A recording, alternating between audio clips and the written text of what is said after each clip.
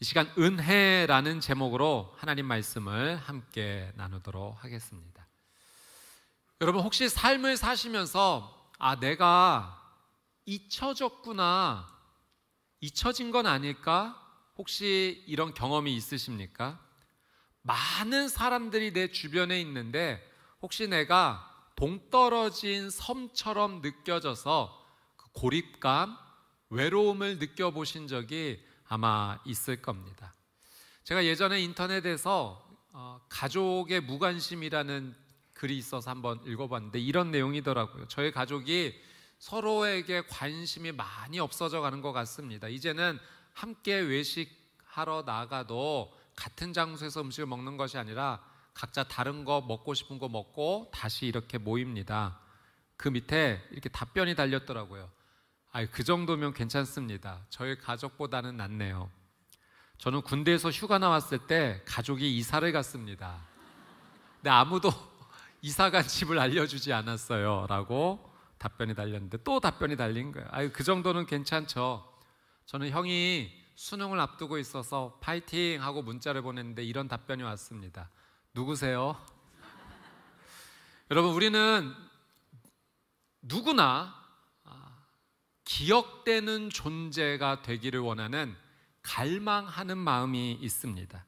누군가의 마음 깊은 곳에 소중하게 자리 잡기를 원하는 마음인 것입니다. 근데 오늘 우리 말씀을 읽어보니 오늘 말씀에는 역사 속에서 완전히 잊혀진 한 남자가 등장합니다. 그의 이름은 무비보셋입니다. 무비보셋, 이름도 좀 낯섭니다. 누구였을까요? 이 무비보셋은 패망한 왕가의 후손이었습니다. 한때는 이스라엘을 다스렸던 이스라엘의 일대왕 사울 왕의 손자가 바로 이 무비보셋입니다. 그러나 사울 왕조는 역사의 뒤안길로 사라져 버렸죠. 무비보셋은 장애를 가지고 있었습니다. 5살 때 할아버지 사울과 아버지 요나단이 전쟁에 나가서 전사했다라는 소식을 듣게 되었고요. 유모가 이 5살 무비보셋을 안고 뛰다가 그만 놓쳐서 두 다리를 다친 겁니다. 그때부터 두 발을 저는 장애를 갖게 되었습니다. 지금 무비보셋은 로드발이라는 곳에 살고 있습니다. 로드발이라는 지역을 해석하면 목초지가 없는 곳, 한마디로 황무지입니다. 광야의 황무지의 그 절망의 땅에 살고 있습니다. 그러니 무비보셋은요, 이 세상의 기억 속에서 잊혀진 채, 자기 자신도 자신을 내려놓고 잊어버리고 포기한 채 그렇게 잊혀진 자의 대명사로 살고 있습니다. 근데 어느 날 이 무비보셋에게 깜짝 놀랄 소식이 전해진 겁니다. 당대 최고의 권력인 왕으로부터, 다윗 왕으로부터 다윗 왕이 너를 찾는다라는 소식이 그 전갈이 전해진 것입니다.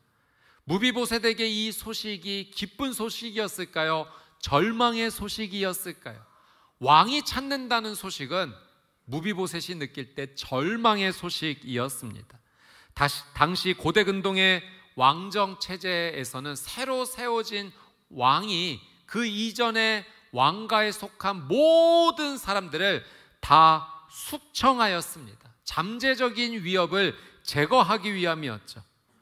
로드발이라는 그 초라한 거처에 살고 있던 이 무비보셋에게 다윗 왕이 지금 너를 찾는다라는 이 소식이 전해져 왔을 때 아마 이런 생각이 스쳐 지나갔을 겁니다. 이제 그때가 왔구나, 그날이 왔구나, 내가 살아있다라는 사실이 이제 들통났어, 이제 모든 게 다 끝난 거야. 여러분, 무비보셋이 다윗 왕에 의해서 기억이 되었다라고 하는 사실은 슬픈 결론으로 끝을 낼까요? 아니면 그에게는 새로운 은혜의 시작이 되었을까요? 오늘 우리는 이 말씀을 통해서 하나님의 은혜에 대해서 함께 말씀을 나누어 보도록 하겠습니다. 오늘 말씀을 통해 주시는 3가지 은혜를 함께 나눕니다. 첫 번째는 은혜는 기억에서 시작된다는 사실입니다. 하나님의 은혜는 하나님의 그 놀라운 기억에서 시작이 됩니다. 자, 1절 말씀을 한번 같이 읽어보도록 하겠습니다. 1절입니다. 시작. 다윗이 이르되 사울의 집에 아직도 남은 사람이 있느냐? 내가 요나단으로 말미암아 그 사람에게 은총을 베풀리라 하니라. 자, 여러분, 오늘 이야기의 시작을 보니 오늘 이야기는 무비보셋에게서 시작하지 않습니다. 무비보셋이 먼저 요청했던 것이 아니라는 겁니다. 다윗 왕이시여, 내가 너무 힘든 삶을 살고 있으니 저 좀 돌아봐 주십시오, 탄원서를 냈던 것이 아닙니다. 무비보셋은 그저 숨죽인 채 조용히 살고 있었는데 어느 날 다윗이 먼저 기억하기 시작한 겁니다. 스스로 자발적으로 그렇게 물어보았습니다. 사울의 집에 아직 남은 사람이 있느냐? 사울의 집에 아직 남은 사람이 있느냐? 다윗은 왜 남은 사람이 있는지를 물어보았을까요? 1절 말씀에 보니 이렇게 표현되어 있습니다. 내가 요나단으로 말미암아 그에게 은총을 베풀리라. 은총을 베풀겠다는 겁니다. 우리는 여기서 성경에서 가장 아름다운 단어 중에 하나인 은총이라는 단어를 만나게 됩니다. 이 은총이라고 하는 단어가 바로 히브리어로 헤세드입니다. 이 헤세드라고 하는 히브리어 단어가 성경에서 번역될 때는 인자, 자비, 사랑 이렇게 번역이 됩니다. 그런데 이 은총, 자비, 사랑으로 번역된 이 헤세드의 의미가 이 단어 안에 온전히 담기는가? 사실은 온전히 담아내지를 못합니다. 헤세드는요, 그냥 단순한 어떤 사랑의 감정이 아닙니다. 누군가에게 베푸는 친절, 이 정도의 의미가 아닙니다. 헤세드는요, 언약에 근거한 신실한 사랑이라는 의미가 담겨져 있습니다. 자, 언약에 근거한 신실한 사랑이라는 것이 도대체 어떤 무게를 지니고 있을까요? 당시 고대 근동에서 언약을 맺는다는 것은요, 가벼운 약속 정도가 아닙니다. 자, 새끼손가락 걸고, 자, 도장을 찍어요, 약속 꼭 지킵시다, 이 정도의 약속이 아니라는 겁니다.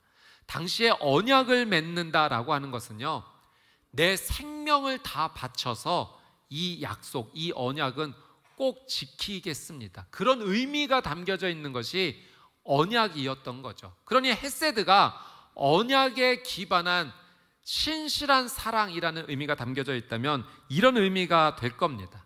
내 생명을 주어도 아깝지 않을 만큼 상대를 그렇게 신실하게 사랑한다라는 고백이 이 헤세드 안에 담겨져 있습니다. 내 모든 걸 다 주어도 아깝지 않습니다. 내 생명까지 바쳐도 아깝지 않습니다가 바로 이 헤세드의 사랑입니다. 여러분, 다윗이요, 이 무비보셋의 아버지였던 요나단과 언약을 맺었던 겁니다. 당시 요나단은 왕위 계승 1위 후보였습니다. 아니, 1위 후보가 아니라 기정사실이었습니다. 아버지가 사울 왕이었으니 장남이었던 요나단이 다음 왕위를 계승하는 것은 누구라도 인정하는 일이었습니다. 그런데 요나단은요, 알고 있었습니다.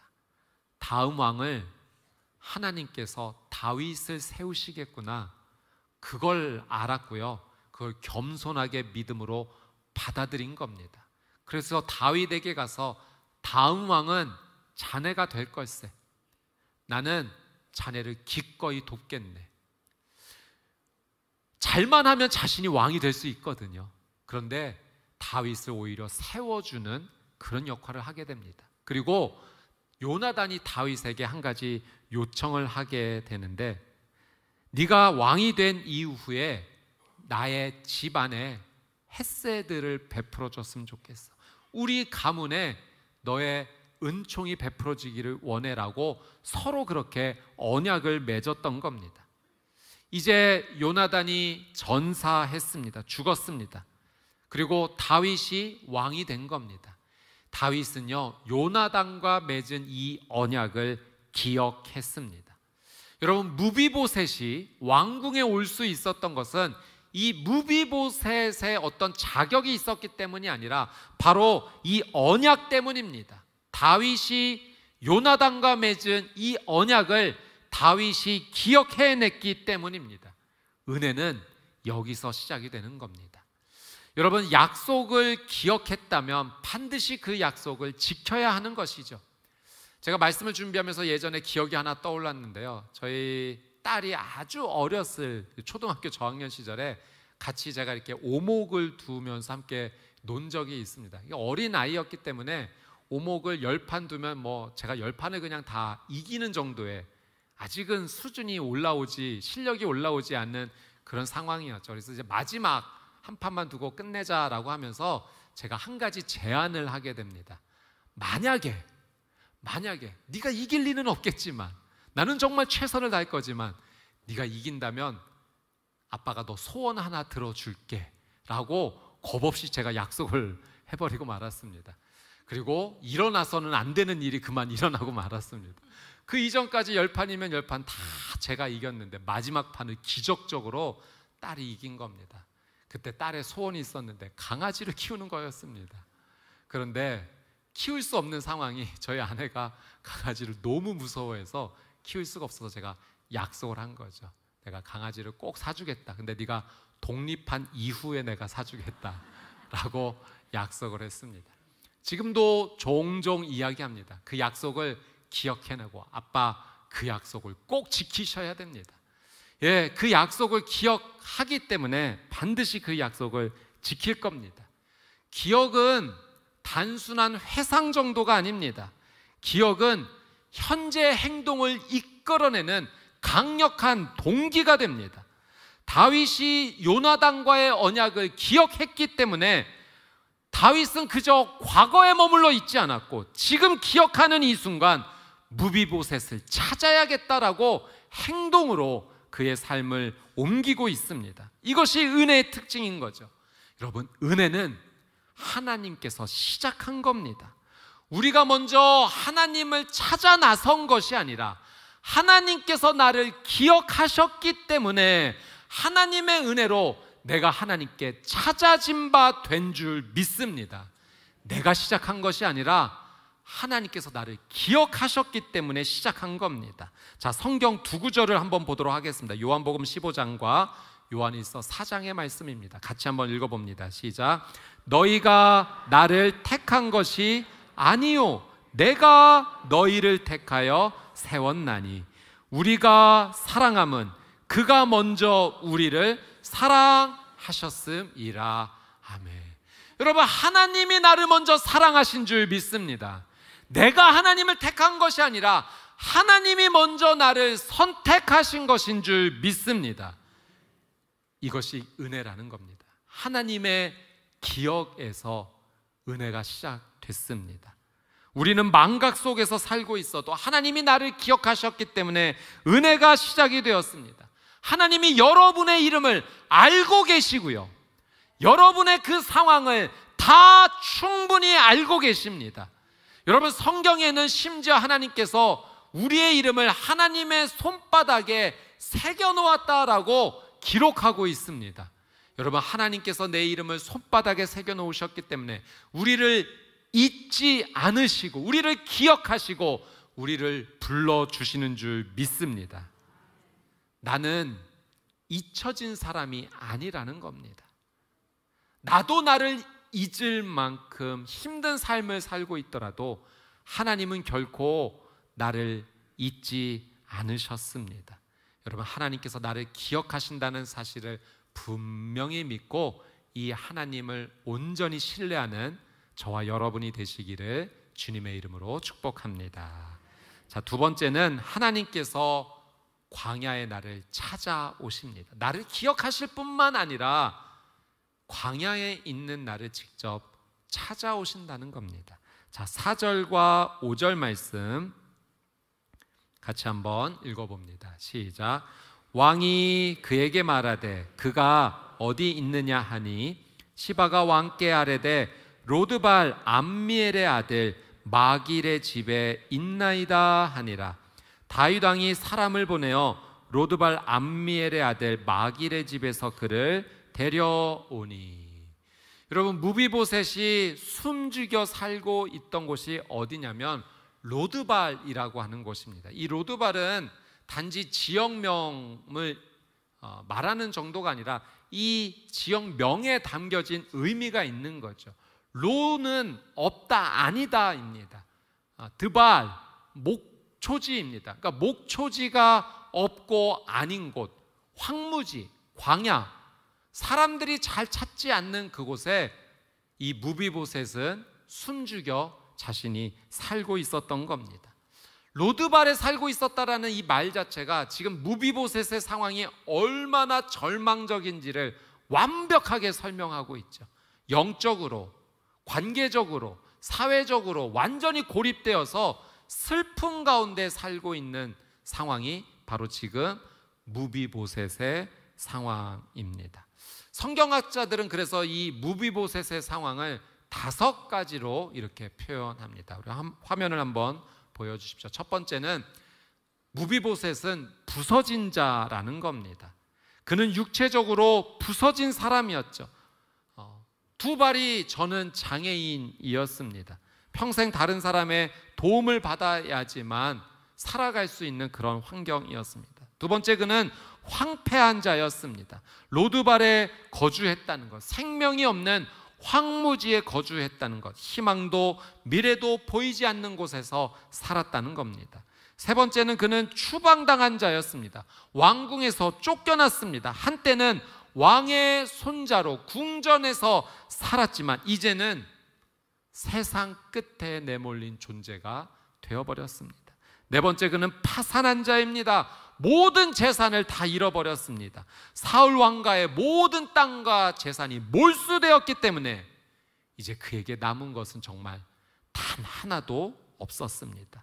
마지막으로 그는 수치스러운 자입니다. 사회적 낙인이 찍힌 자이죠. 패망한 왕가의 후손이라는 꼬리표와 장애가 있다는 사실과 아무도 그를 기억하지 않는다라는 그런 수치심이 항상 이 무비보셋을 따라다녔습니다. 여러분, 이것이 무비보셋의 모습입니다. 그런데 가만히 살펴보니 이건 무비보셋만의 모습이 아니라 하나님을 만나기 전에 나의 영적인 모습, 나의 모습 그대로입니다. 하나님을 만나기 전에 우리는 그렇게 부서진 자였고 황폐하였고 추방당했고 파산했고 수치를 입은 채 살고 있었던 거죠. 5절 말씀해 보니까요, 다윗 왕이 이 로드발 암미엘의 아들 마길의 집에서 무비보셋을 데려왔다라는 표현을 사용합니다. 데려온 겁니다. 무비보셋이 스스로 걸어서 다윗 왕을 찾아간 것이 아니라 왕의 주권으로, 왕의 명령으로 그를 데려와라 했기 때문에 무비보셋이 왕 앞으로 나올 수가 있었던 겁니다. 왕의 부르심, 그것이 바로 로드발이라는 황무지를 벗어나 예루살렘의 왕궁으로 나갈 수 있었던 시작이 되었습니다.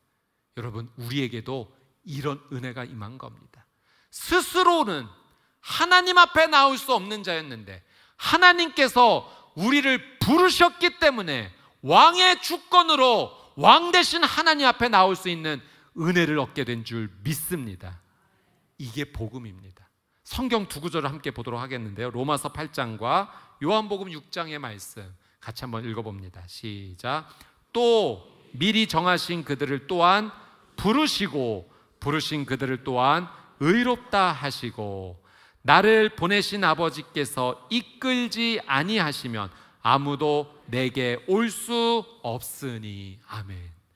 여러분, 하나님께서 나를 기억하시고 나를 부르신 겁니다.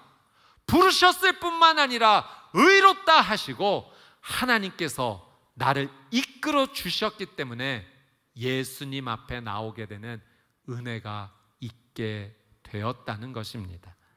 여러분, 예수님의 비유 중에 길 잃은 양 한 마리를 찾는 목자의 이야기가 있습니다. 이 목자에게 100마리의 양이 있습니다. 그런데 어느 날 이제 양들을 다 몰고 우리 안에 가두고 보니 글쎄 한 마리가 사라졌습니다. 길을 잃어버린 겁니다. 자, 목자가 어떤 결정을 했는가? 이 99마리를 내버려 두고 이 한 마리를 찾아간 겁니다. 여러분, 숫자적으로 따지면 99마리, 이게 더 많으니까 그냥 이걸 더 잘 지켜야겠다 할 수 있지만, 이 한 마리를 찾아간 이유는 목자가 이 양을 기억하고 있었기 때문입니다. 기억하고 있었다는 건 사랑했다는 겁니다. 기억했기 때문에, 사랑했기 때문에 그 한 마리를 찾고자 골짜기를 내려가 수풀을 뒤집으면서 그 험난한 곳을 다 찾아가면서 잃어버린 양 한 마리를 찾아간 겁니다. 양이 목자에게 올 수 없었습니다. 스스로의 힘으로는 어디로 가야 될지를 모르는 그런 상황입니다. 양이 찾은 것이 아니라 목자가 이 양을 찾아간 겁니다. 왜요? 기억했기 때문에, 사랑하기 때문에. 여러분, 하나님께서 우리를 그렇게 기억해 주시고 찾아온 것인 줄 믿습니다. 다윗이 그랬던 거죠. 그냥 왕궁의 편한 자리에서 그냥 있으면 그만입니다. 그런데 기억한 겁니다. 요나단과 맺은 그 언약을 기억했기 때문에 무비보셋을 찾았고, 그를 직접 그 황무지까지 그의 사자를 보내서 데려오라라고 명령했기 때문에 무비보셋이 나올 수 있었던 거죠. 하나님께서도 마찬가지시죠. 그 하늘에 하나님의 보좌 앞에 그냥 있으셔도 상관이 없는데 우리를 기억하시고 잊지 않으시고 우리를 하나님 앞에 데려오시기 위해서 예수 그리스도를 이 땅에 보내주셨습니다. 사랑하는 여러분, 여러분의 삶이 요즘에 로드발처럼 느껴지는 분이 계실 겁니다. 광야와 같이, 황무지와 같이. 지금 있는 이 질병 때문에, 질병의 무게가 너무 무거워서 광야처럼 느껴지시기도 하고, 가족에 있는 어떠한 어려움 때문에, 자녀를 위한 간절한 기도 때문에 마음이 무너져 내린 분도 계실 겁니다. 또는 관계 때문에 힘든 상황, 미래가 보이지 않는 상황 때문에 마치 지금의 삶이 길이 보이지 않는 어둠처럼 느껴지는 분이 계실 겁니다. 네, 여러분, 오늘 하나님께서 말씀하십니다. 내가 너를 기억하고 있다. 내가 너를 기억하고 있을 뿐만 아니라 내가 너를 반드시 찾아간다. 여러분, 로드발 같은 황무지에 있는 나를 하나님께서 직접 오셔서 이곳에서 나를 끄집어내 주실 줄 믿습니다. 하나님은 여러분을 절대 포기하지 않으세요. 아마 오늘 우리 성도님들, 예배드리는 성도님들 가운데 우리 평촌교회에 처음 오신 분이 계실 것입니다. 그 성도님뿐만 아니라 우리 모든 성도님들에게도 동일하게 해당하는 말인데요. 여러분, 내가 스스로 걸어서 오늘 이 교회에 왔지만 사실 내가 온 게 아니라 하나님께서 나를 찾아오신 겁니다. 내가 오늘 이렇게 교회에서 예배를 드릴 수 있는 것은 하나님께서 나를 선택하신 것이고 나를 이끌어 주신 것이고, 그 로드발에 있는 나를 하나님께서 직접 찾아오셔서 만난 것입니다. 하나님께서 나를 기억하시고 나를 찾으신다는 사실을 분명히 믿고 이 믿음 안에서 하나님의 은혜 안에 거하는 귀한 성도님들이 되시기를 주님의 이름으로 축복합니다. 자, 마지막으로 은혜는 모든 것을 역전시킵니다. 하나님이 나를 기억하실 뿐만 아니라 나를 찾아오시고 그리고 우리에게 은혜를 베풀어 주시는데 이 은혜는 모든 것을 다 역전시킵니다. 7절 말씀 같이 한번 읽어보겠습니다. 시작. 다윗이 그에게 이르되 무서워하지 말라. 내가 반드시 내 아버지 요나단으로 말미암아 내게 은총을 베풀리라. 내가 내 할아버지 사울의 모든 밭을 다 내게 도로 주겠고 또 너는 항상 내 상에서 떡을 먹을지니라 하니. 여러분, 무비보셋이요 다윗 왕을 찾아왔을 때 엎드려서 뭐라고 말하면, 왕이시여 저는 왕 앞에 죽은 개 같은 존재입니다. 여러분, 이것은 당시 히브리어 표현 가운데 나는 정말 쓸모없는 자입니다, 무익한 자입니다라고 고백한 겁니다. 왜 무비보셋이 다윗 왕에게 저는 죽은 개 같은 존재입니다라고 말했을까요? 살려달라는 겁니다. 죽은 개 같은 저를 신경 쓰실 필요 없다는 거예요. 너무나 무익하고 쓸모가 없으니 그냥 잊고 사셔도 됩니다. 제발 제 목숨만 살려주십시오라고 그렇게 이야기를 한 겁니다. 여러분, 다윗 왕이요, 신하들에게 이렇게 말할 수도 있었을 겁니다. 지금 사울 왕가의 남은 자인 이 무비보셋을 당장 심판해라, 당장 죽여라 라고 말 한마디만 떨어졌으면 그냥 무비보셋은 그렇게 죽음으로 끝났을 겁니다. 그런데 놀랍게도 다윗이 무비보셋에게 주었던 첫 마디는 심판의 말이 아니라 무서워하지 말아라, 두려워하지 말아라, 내가 너의 아버지 요나단과 맺은 언약으로 인해서 너에게 하나님의 은총을 베풀겠다라고 말을 한 겁니다. 다윗은 무비보셋에게 두 가지 선물 주었습니다. 첫 번째는 완전한 회복입니다. 너의 할아버지 사울왕이 갖고 있었던 모든 밭을 다 너에게 돌려주겠다. 그저 먹고 살아갈 수 있을 정도의 어떤 보상금을 준 게 아닙니다. 할아버지 사울왕이 갖고 있었던 모든 땅과 밭을 이 무비보셋에게 돌려주었습니다. 은총이 임했는데 모든 것이 완벽하게 회복되는 은혜를 무비보셋이 누렸던 거죠. 그런데 여기서 끝이 아닙니다. 두 번째는 관계 회복입니다. 다윗이요, 무비보셋에게 마지막에 이렇게 얘기합니다. 이제 앞으로 너는 나와 같이 내 식탁에서 같이 밥을 먹을 거야. 너는 이제 앞으로 내 식탁에서 나와 같이 함께 떡을 먹을 거야 라고 말을 합니다. 여러분, 왕과 함께 식사하는 왕자의 신분으로 무비보셋이 회복이 된 겁니다. 성경에 보니 그는 왕의 아들과 같이 되었다라고 표현이 되어 있죠. 진짜 왕의 아들이 된 겁니다. 이제 무비보셋은 더 이상 로드발의 거지가 아닙니다. 다윗 왕과 함께 식사를 하는 왕자가 되었습니다. 왕의 아들이 되었죠. 은혜의 역전입니다. 사랑하는 여러분, 하나님께서 여러분을 기억하실 뿐만 아니라 기억하시고 여러분을 찾아와 주실 뿐만 아니라 그래서 우리를 그 죄의 구렁텅이에서 끄집어내 주실 뿐만 아니라 더 놀라운 은혜가 준비되어 있으니 바로 우리를 하나님의 자녀 삼아 주신 줄 믿습니다.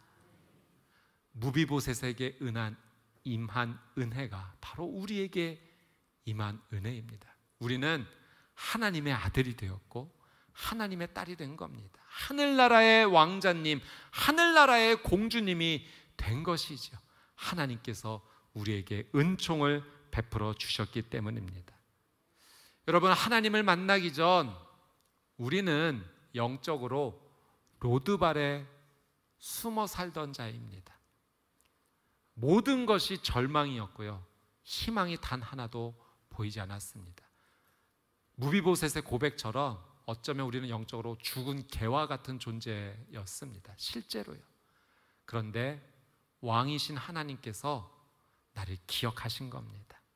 기억하셨을 뿐만 아니라 나를 찾아와 주셨고 그 죄의 황무지에서 우리를 구해 주신 것입니다. 그리고 이제 너는 모든 것이 회복되었다. 너는 내 아들, 내 딸이다. 나와 함께 식사할 거다. 우리를 하늘나라의 자녀로 인도해 주시는 그 놀라운 은혜를 베풀어 주셨습니다. 오늘 하나님께서 여러분에게 말씀하십니다. 두려워하지 말아라. 놀라지 말아라. 겁내지 말아라.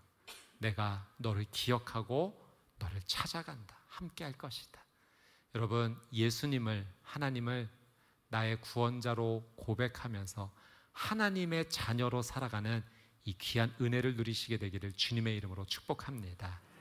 오늘 이 자리에 처음 교회 나오신 분들이 계실 겁니다.